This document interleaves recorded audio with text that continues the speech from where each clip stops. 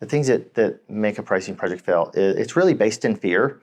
It's not being willing to change what they're currently doing, and that hesitancy is based in fear. It's interesting because I think to myself, when we come in and we do a pricing project and we recommend, in some cases, let's say we'll recommend an increase from 20 to 22%. And in the salesperson's mind, they're not focused on 2%. In their mind, it's not, are we going to get 20%? Are we going to get 22%? In their mind, it's, are we going to get 22% or 0%? It's such a fear-based thing. There's time constraints when you don't have a dedicated person that can focus on this. And frankly, some of our clients aren't to that point yet. They don't have the resources to have one person. But then letting fear hold them back from implementing, and basically just taking more and more of the business off the plate, more and more revenue off the table. Like I've mentioned before, there are certain parts of the business, there's certain product lines that do drive business, and those are extremely sensitive. And we're not coming in to ask you to all that customer specific contract pricing that you got set up with your big clients.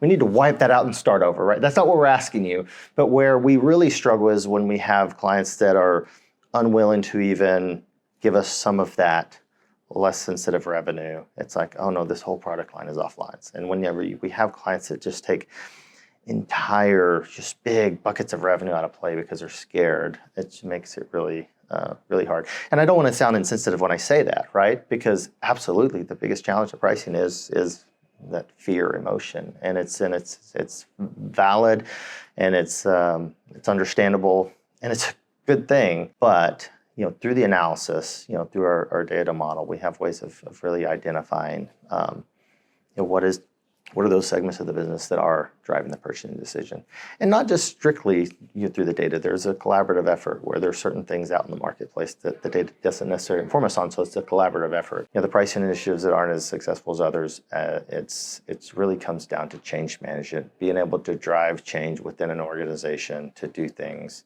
differently. And change management is really, really hard. I say most of the time, what we have in front of us are change management projects as opposed to pricing projects, just because it's really difficult to change behavior because of the fear of losing business.